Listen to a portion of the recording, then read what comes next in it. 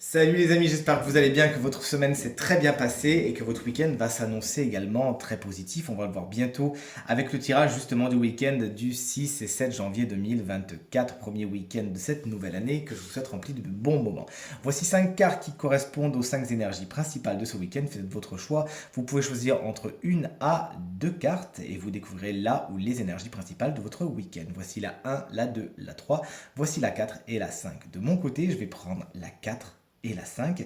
N'hésitez pas à me dire dans les commentaires quelle carte vous avez choisi. On découvre tout cela ensemble dans 3, 2, 1.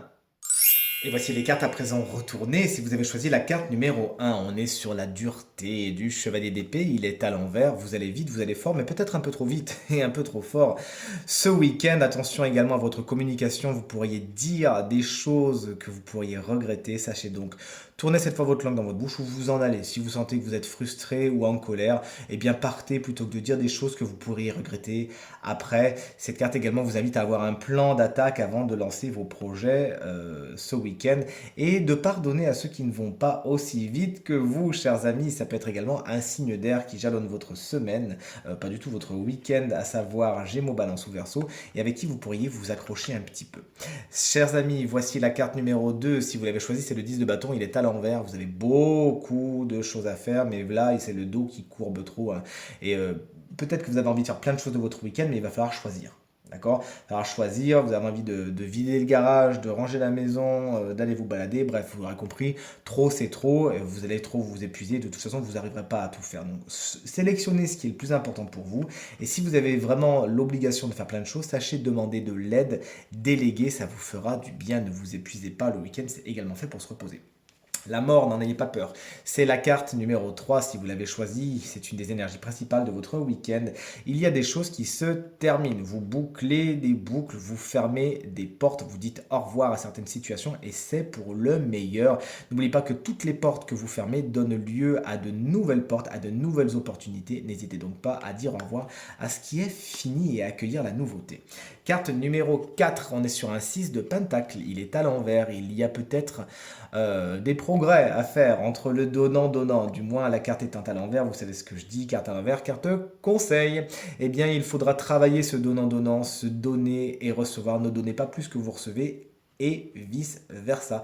Sachez justement vous mettre dans des relations qui sont équilibrées au niveau de ce que vous donnez, de ce que vous recevez, etc. Ça vous fera du bien. Également, c'est une carte qui va nous parler de financier, de matériel. Il pourrait y avoir une somme d'argent qui est en transit et qui met du temps à arriver. La reine de coupe, c'est la dernière énergie, c'est l'énergie numéro 5 de ce week-end. Lorsqu'elle est à l'envers, la reine de coupe, elle a bien du mal à accéder à ses émotions, à les comprendre. Ces émotions peuvent être vraiment chamboulées et être source de mal-être, justement. Sachez donc les accueillir avec beaucoup de bienveillance, laisser passer la vague. Vous savez, c'est la reine des signes d'eau, c'est la reine de l'eau. Et quand la vague arrive, en général, la reine de coupe la laisse passer, la laisse repartir avec justement tout le nettoyage qu'elle a à faire.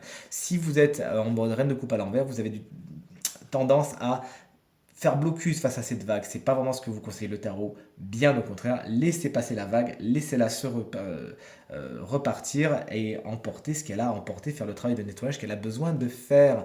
Cette reine de coupe peut également être un signe d'eau qui jalonne votre week-end, à savoir cancer, scorpion ou poisson, avec qui vous pourrez un petit peu vous accrocher. C'est quelqu'un qui, dans tous les cas, aura l'émotionnel complètement chamboulé et pourra même un petit peu voilà, vous frustrer, voire vous saouler, si vous me permettez l'expression. Ce tirage est maintenant terminé, j'espère qu'il résonnera avec un maximum d'entre vous, vous permettra de passer le week-end le plus positif possible, premier week-end de l'année, let's go.